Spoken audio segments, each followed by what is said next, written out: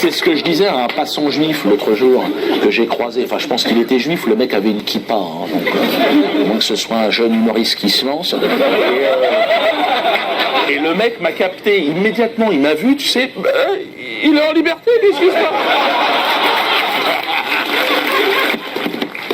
Alors moi, c'est vrai, comme je suis un peu taquin, c'est...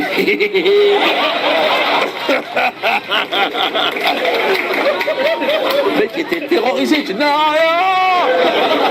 calme-toi.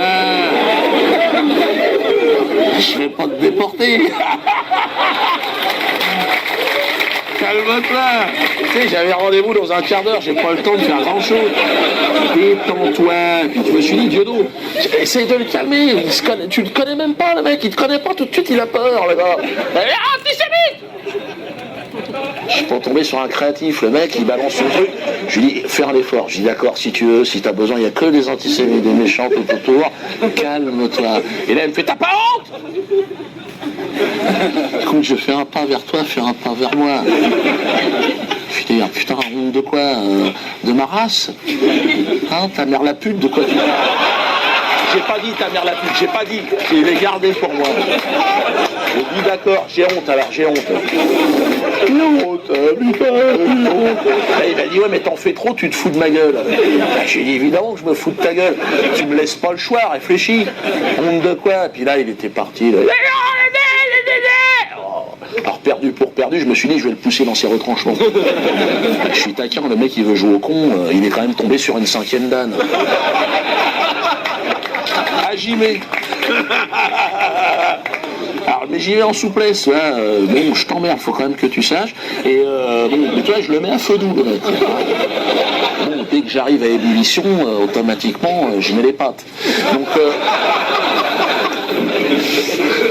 alors je le laisse partir, tu sais, il commence à sortir les fondamentaux. Hein. Ouais, non, ma grand-mère, tu sais, sa grand-mère dans les camps de concentration, tu sais, en pyjama avec les numéros sur les poignets.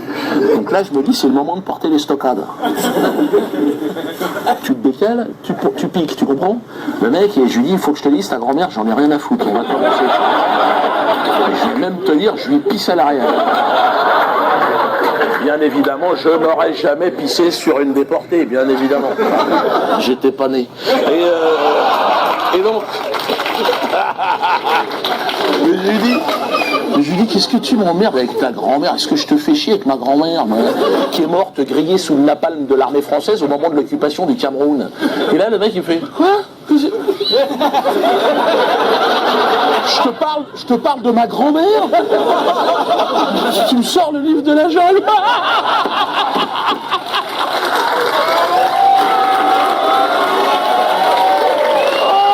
Je lui dis, bah oui, mais Balou, il est pas content, Balou. Il en faut peu pour être heureux. Là, j'ai pas le compte.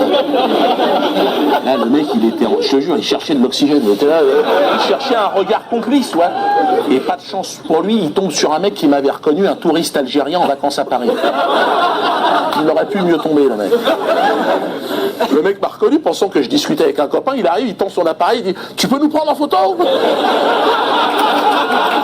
L'autre, jamais, les antisémites. Bon, là, on était partis, on jouait en double.